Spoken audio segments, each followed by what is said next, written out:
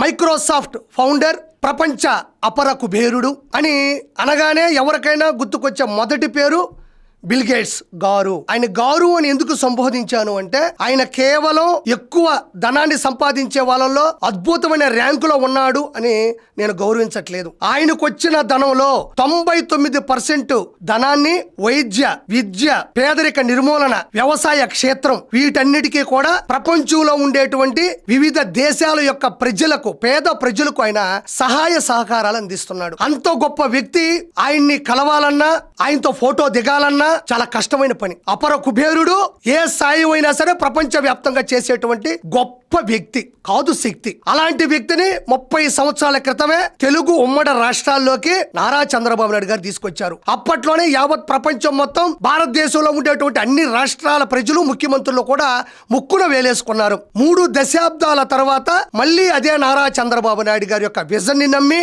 మళ్ళీ ఏదైతే కొత్తగా అమరావతి రాజధాని సృష్టించబోతుందని తెలుసుకున్నటువంటి బిల్ గేట్స్ గారు ఆయనకి ఆయనే చంద్రబాబు నాయుడు గారు నిర్మించబోతున్న అమరావతిని సందర్శించాలి, దానితో పాటు సంజీవని ప్రాజెక్టు ఇంప్లిమెంట్ చేయాలి, నా యొక్క పూర్తి సహాయాలు ఉంటాయని ఆయనకి ఆయనే రావడం జరిగింది. ఈ సంజీవని ప్రాజెక్ట్ అంటే ఏంటి, దీని గురించి పూర్తి అవగాహన ప్రజలకు తెలియాలి.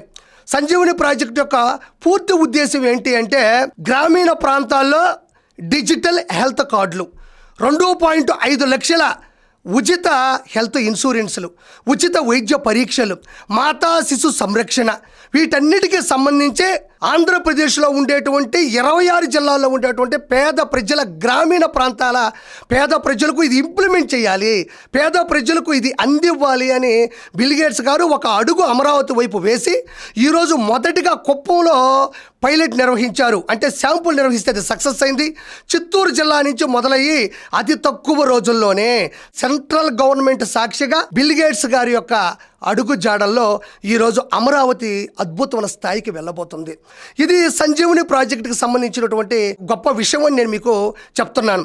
అయితే బిల్ గేట్స్ గారు రావడం, నారా చంద్రబాబు నాయుడు గారు, నారా లోకేష్ గారు, డిప్యూటీ సీఎం పవన్ కళ్యాణ్ గారు ఘనంగా స్వాగతం పలకడం, అంతలోనే అక్కడికి వచ్చినటువంటి క్యాబినెట్ మినిస్టర్లు ఎవరైతే ఉన్నారో నారాయణ గారు కావచ్చు, గొడ్డిపాటి రవికుమార్ గారు కావచ్చు, సవితా గారు కావచ్చు, వాళ్ళందరినీ కూడా లైనప్గా ఒకరిని చాలా గౌరవంగా వాళ్ళందరినీ పరిచయం చేయడం కూడా జరిగింది.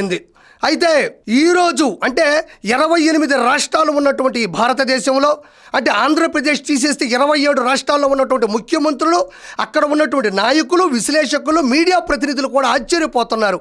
అంత గొప్ప వ్యక్తి, అలాంటి ప్రపంచ దేశాలనే ఈరోజు ఒక స్థాయిలో ఉన్నటువంటి వ్యక్తి ఏంటి అమరావతికి ఎందుకు రావాలి, ఎందుకు వెళ్ళాడు అని ఇంతకుముందు జరిగినటువంటి గూగుల్ డేటా సెంటర్ సాక్షిగా సుందర్ పిచాయ్ గారు డైరెక్ట్గా ఆయన పోస్ట్ చేయడము ప్లస్ ఆయన చెప్పడం జరిగింది. ఇప్పుడేమో బిల్ గేట్స్ గారు రావడం అనేది ఎవ్వరికీ అంతు చిక్కని విషయం. నారా చంద్రబాబు నాయుడు గారి విజన్ గురించి తెలుసు, కానీ ఈ విలువల గురించి, ఆయన యొక్క అద్భుతమైనటువంటి సమయస్ఫూర్తి గురించి ఈరోజు ప్రపంచవ్యాప్తంగా ఆలోచించేటువంటి పరిస్థితులు కూడా వచ్చాయి అని నేను చెప్తున్నాను. ఏడవరకు చాలా సంతోషంగా ఉంది. ఏడవరకు నేను ఏదైతే చెప్పానో చాలా సంతోషంగా ఉంది. ఆయన వచ్చిన తర్వాత కూడా వ్యవసాయ క్షేత్రాన్ని, అరటి తోటకెళ్ళి దాన్ని పరిశీలించడం, డ్రోన్లు పిచికారీ చేసేటటువంటి తత్వాన్ని కూడా ఆయన గమనించడం, అదేవిధంగా అందరితో కలివిడిగా ఉండడం, ఆయన స్థాయిని కూడా పక్కన పెట్టి, స్థానాన్ని, హోదాని పక్కన పెట్టి అందరితో కలిసిపోయి ఆయన ఉన్నటువంటి విధానం అనేది ఈరోజు ఆశ్చర్యపోయేటువంటి విషయం. అయితే ఏడవరకు చాలా సంతోషంగా ఉంది. కానీ జగన్మోహన్ రెడ్డి యొక్క సంస్థానం గురించి నేను ప్రత్యేకంగా చెప్పనక్కర్లేదు. అంటే ఎవరు వచ్చినా తట్టుకోలేనటువంటి వాళ్ళు ఎలా ప్రవర్తిస్తారు అనేది నేను ఆశ్చర్యపోయా. సరే, పక్క రాష్ట్రం నుంచి సూపర్ స్టార్ వస్తే ఎలా మాట్లాడినారో మనకు తెలియదేం కాదు. ఎవరు ఎప్పుడు ఎక్కడ వచ్చినా గూగుల్ డేటా సెంటర్ వస్తే దాన్ని ఎలా వాళ్ళు వ్యక్తపరిచారో నేను ప్రత్యేకంగా చెప్పనక్కర్లేదు. ఈరోజు ప్రపంచంలో అపర కుబేరుడు, అందరికీ సాయం చేసే గొప్ప వ్యక్తి అయినటువంటి బిల్ గేట్స్ గారు వచ్చినప్పటికీ కూడా ఈరోజు అతన్ని కూడా విమర్శించేటువంటి పరిస్థితి. ఒక వ్యక్తి అయితే ఆయన పేరు జర్నలిస్ట్ సాయి అంట. ఏ లిస్టులో జర్నలిస్ట్ అయ్యాడో నాకైతే తెలియదు. ఇతను జర్నలిస్ట్ కాదు, ఎర్నలిస్ట్. అంటే 10-20కి డబ్బులు తీసుకొని పేటీఎం మనిషిగా మాట్లాడుతూ ఈరోజు వైఎస్ఆర్సీపీకి తొత్తుగా ఉంటూ ఈరోజు అంత గొప్ప మనిషిని ఆయన గురించి మాట్లాడుతున్న మాటలు చూస్తే నిజంగా చాలా బాధాకరంగా అనిపిస్తుంది. అసలు ఆ జర్నలిస్ట్ సాయి అనే వ్యక్తి ఏం మాట్లాడాడో ఒకసారి మీకు నేను వినిపిస్తాను. సంజీవని ప్రాజెక్ట్ ఆయనకి అంటే మన ఆరోగ్యాలు తీసుకెళ్లి బిల్ గేట్స్ అనే రాక్షసుడి చేతిలో పెడుతున్నారు. వాడి పని ఏంటయ్యా అంటే మనకి ఏ రోగాలు ఉన్నాయో లెక్కగట్టి దాన్ని ఆ రోగాల్ని పెంచడానికి ఎలాంటి ప్రయత్నాలు చేయాలో చేస్తుంటాడు. ఇక్కడ మీరు గమనించండి, ఈ పేటీఎం ఈ ఎర్నలిస్ట్ సాయి మాట్లాడుతున్న మాటలు చూసారా? ప్రజల రోగాలన్నీ పసిగట్టడం, వాళ్ళ మీద వ్యాపారం చేయడం లాంటి మాటలు మాట్లాడుతున్నాడు. ప్రజల ఆరోగ్యం గురించి జర్నలిస్ట్ సాయి నువ్వు మీ జగన్మోహన్ రెడ్డి మాట్లాడి 2019 నుంచి 2024 మధ్యన జాతీయ అంతర్జాతీయ బ్రాండ్లన్నీ పక్కన పెట్టి మద్యాన్ని కల్తీ చేసి ఓన్లీ స్పిరిట్ పచ్చిమందు ఉండేటువంటి మద్యాన్ని తయారు చేసి కల్తీ చేసి ప్రజల మీదకు తోసి ఆడవాళ్ళ పుస్తలు ఎన్ని రాళ్ళగూల్చారో, ఎంతమంది పేద ప్రజల యొక్క ప్రాణాలు తీశారో ప్రత్యేకంగా చెప్పనక్కర్లేదు. మరి దాని గురించి ఎందుకు మాట్లాడవు నువ్వు? ప్రపంచవ్యాప్తంగా హిందువుల ఆరాధ్య దైవం కలియుగ వెంకటేశ్వర స్వామికి సంబంధించినటువంటి శ్రీవారి లడ్డూ ప్రసాదంలో పూర్తి స్థాయి రసాయనాలతో కలిపినటువంటి నెయ్యితో తిరుమల లడ్డూను తయారు చేసి ప్రపంచవ్యాప్తంగా ఉన్నటువంటి కోట్లాది మంది భక్తులకు తినిపించినప్పుడు నువ్వేం చేస్తుండవు? కల్తీ మద్యంతో కల్తీ నెయ్యితో ప్రజల యొక్క ప్రాణాలని పవిత్రమైన అంశాన్ని దెబ్బకొట్టింది ఎవరు? Journalist Sai Jaganmohan Reddy. Bill gates కాదు, 10 మందికి సహాయం చేసే వ్యక్తి. ఎన్ని విలువలు ఉంటే ఈరోజు ప్రపంచ అపర కుబేరుడై ఉంటాడు. కాబట్టి నువ్వు చెప్పేదంతా రాంగు. ఆయన గురించి మాట్లాడే తీరు కరెక్ట్ కాదు అని చెప్తున్నాను నేను. బిల్ గేట్స్ అనేటటువంటి వాడు వ్యాక్సిన్ కోసం ప్రపంచాన్ని నాశనం చేసినటువంటి వాడు, రోగాలని సృష్టించినటువంటి వాడు. ఏనాడో వీడు రోగాలకు సంబంధించినటువంటి పాండమిక్ గురించి మాట్లాడాడన్నది ఎపిస్టన్ ఫైల్స్ లో కూడా తేలింది. ఇప్పుడు ఏ ఆధారాలు లేకుండా నిరూపణ లేకుండా ఆరోపణలు చేయడం అనేది నేను కూడా చేస్తా, అది పెద్ద విషయం కూడా కాదు. బిల్ గేట్స్ గారి గురించి ప్రపంచవ్యాప్తంగా గొప్పగా పొగుడుతూ ఉంటే ఎక్కడో అంటే ఒక భారతదేశంలో ఆంధ్ర రాష్ట్రంలో ఒక 500కి వీడియో చేసేటువంటి ఒక జర్నలిస్ట్ సాయి అనే వ్యక్తి మాట్లాడే మాటలు చూస్తుంటే ప్రపంచం మొత్తం పొగుడుతుంటే ఇతనొక్కడే విమర్శిస్తూ ఉన్నాడు. అంటే జగన్మోహన్ రెడ్డి అకౌంట్లో డబ్బులు వేయడం, ఆ డబ్బులు చూసుకోవడం, ఆ పేపర్ చూడడం, మాట్లాడడం తప్ప ఈరోజు ఏ ఆరోపణలు ఉన్నాయి, దానికి ఏమి ఆధారాలు ఉన్నాయి, ఏమి నిరూపణలు ఉన్నాయి, ప్రపంచానికి మొత్తానికి నచ్చినటువంటి వ్యక్తి ఈ జర్నలిస్ట్ సాయికి నచ్చలేదు అనేది చాలా ఆశ్చర్యకరమైన విషయం. ఇతను కేవలం డబ్బుల కోసమే 500 నుంచి 750 రూపాయలు డబ్బులు ఇస్తారు, అకౌంట్లో పడగానే చూసుకుంటాడు, ఏది రాసిస్తే దాన్ని కోస్తాడు తప్ప ఇందులో నిజానిజాలు ఏమున్నాయని ఈ రోజుని ప్రత్యేకంగా మాట్లాడుతున్నా. అయినా సరే వాడిని తీసుకొచ్చి నెత్తిని పెట్టుకుంటున్నాం. ఒకప్పుడు మైక్రోసాఫ్ట్ వ్యవస్థాపకుడు అంటే గొప్పగా మెచ్చుకున్నాం. మరి ఆయన గొప్పోడు కాకపోతే ఆయనకు ఉన్నటువంటి కోట్లాది రూపాయల్లో 99% ఆదాయాన్ని పేద ప్రజలకు సంబంధించిన వైద్య, విద్య, పేదరిక నిర్మూలన, వ్యవసాయ క్షేత్రానికి ఎందుకు ఖర్చు పెడుతున్నాడని అడుగుతున్నాను నేను. మరి ఈ రోజు ఆంధ్రప్రదేశ్కి వచ్చాడు. ఆంధ్రప్రదేశ్ నుంచి తీసుకెళ్ళడానికి ఏముంది? జగన్మోహన్ రెడ్డి చేసిన 14 లక్షల కోట్ల అప్పు ఉంది తప్ప ఈరోజు ఆంధ్రప్రదేశ్ అమరావతి రాజధానిగా ఏం డబ్బులు ఉన్నాయి? నారా చంద్రబాబు నాయుడు గారి యొక్క చతురతతో చారిత్రాత్మకంగా ముందుకు తీసుకెళ్తూ ఈరోజు పథకాల్ని ముందుకు తీసుకెళ్తూ ప్రజల్ని కాపాడుకుంటూ ఈరోజు పోలవరం ప్రాజెక్ట్ అయినప్పటికీ కూడా అమరావతి రాజధాని యొక్క పనులైనా కూడా ఆగకుండా తీసుకెళ్తున్నాడు తప్ప ఈరోజు బిల్ గేట్స్ గారు వచ్చి ఆంధ్రప్రదేశ్లో పట్టుకెళ్ళడానికి ఏముంటుంది? ఆయన వచ్చి ఇవ్వడం తప్ప తీసుకెళ్ళడానికి ఏముంటుంది? తీసుకెళ్లాల్సిన అవసరం ఏముంది? భారతదేశంలో ఇంకెన్ని రాష్ట్రాలు లేవు? ప్రపంచవ్యాప్తంగా ఎన్ని రాష్ట్రాలు లేవు? ఆంధ్రప్రదేశ్కి ఎందుకు రావాలి? డబ్బులకి మరగడం, కుక్కలా మొరగడం తప్ప ఏమన్నా ఇక్కడ అంశం ఉందా?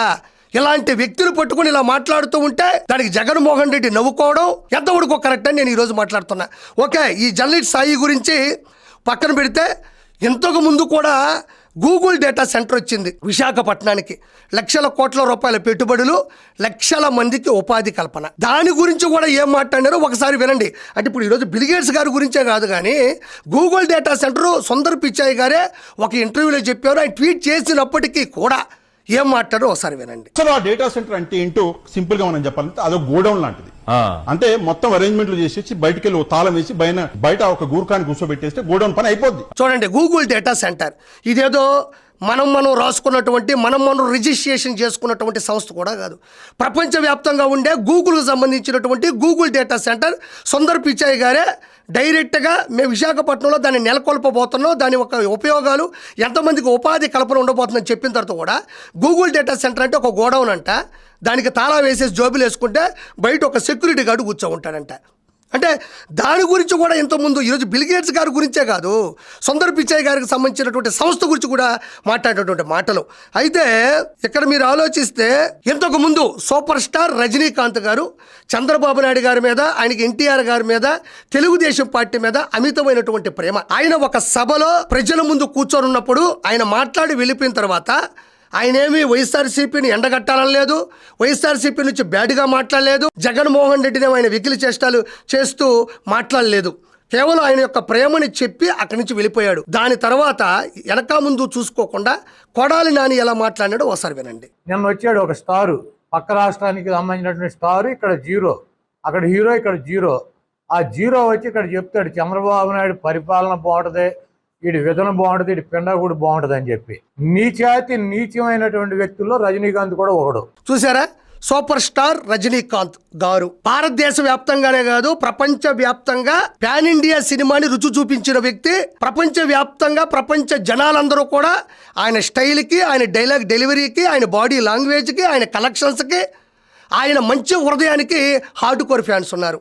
అలాంటి వ్యక్తిని పట్టుకొని కేవలం తెలుగుదేశం పార్టీకి సంబంధించిన ఒక సభ మీద మాట్లాడినాడు అని కొడాలి నాని మాట్లాడేటువంటి భాష మీరు విన్నారు కదా. ఒకవైపు సుందర్ పిచాయ్ గారికి సంబంధించిన సంస్థ గురించి, మరొక వైపు సూపర్ స్టార్ రజనీకాంత్ గారి గురించి మాట్లాడినటువంటి భాష ఎంత దారుణంగా ఉందో చూడండి. ఇదే కొడాలి నాని చెన్నైకి వెళ్ళాడు అంటే పడయప్ప ఫ్యాన్స్ పడేసి కొడతారు. అతని సినిమాని తమిళనాడులో చూడాలి అంటే ఇతగాడికి ఒక దశాబ్ద కాలం పడుతుంది. ఆ విధంగా జనాలు బారులు తీరుంటారు, సినిమా కోసం కొట్టుకుంటూ ఉంటారు. అలాంటి వ్యక్తి మీద ఇతను చేసినటువంటి దోషణలు చూడండి. దాని తరువాత చంద్రబాబు నాయుడు గారు, లోకేష్ గారు, పవన్ కళ్యాణ్ గారు ఘనంగా స్వాగతం పలికారు. ఆ తర్వాత బిల్ గేట్స్ గారికి నారాయణ గారిని కావచ్చు, కందుల దుర్గేష్ గారిని కావచ్చు, సవితా గారిని కూడా ఎంత గౌరవంగా మర్యాదపూర్వకంగా మంత్రుల్ని పరిచయం చేస్తూ ఉన్నారు నారా చంద్రబాబు నాయుడు గారు. గతంలో చూడండి, ఈ వీడియో మళ్ళీ చూడండి. ఇక్కడ కూడా నిమ్మల రామానాయుడు గారు ఉన్నారు, కొల్లు రవీంద్ర గారు ఉన్నారు, గొట్టిపాటి రవికుమార్ గారు.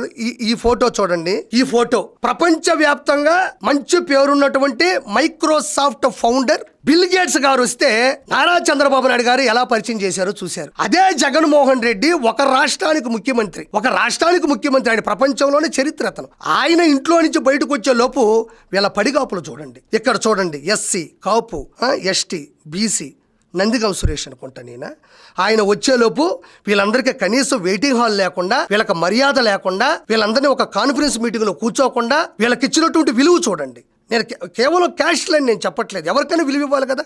వీళ్ళందరినీ కూడా ఇలా నిలబెట్టి ఆయన వచ్చేలోపు పొందినటువంటి అనుభూతి చూడండి.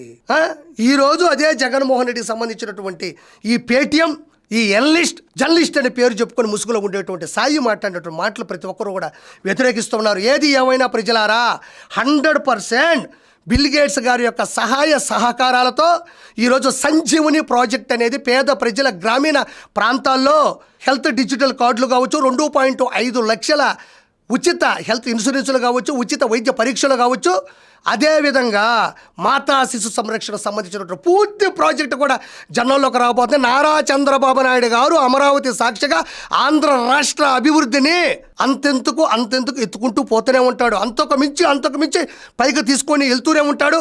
ఇలాంటి భాష, వీళ్ళ ఆత్మఘోష చూస్తూ ఉంటే రానున్న రోజుల్లో మరి దారుణమైన పరిస్థితుల్లో ఓడిపోయేటువంటి విధానంలో వీళ్ళు ఉన్నారు. చివరగా చెప్పేది ఒకటే, అసెంబ్లీ గేట్స్ దాటి రాని వారు కూడా బిల్ గేట్స్ గురించి మాట్లాడుతున్నారంటే నిజంగా జనాలు నవ్వుకుంటూ ఉన్నారు. Thank you so much.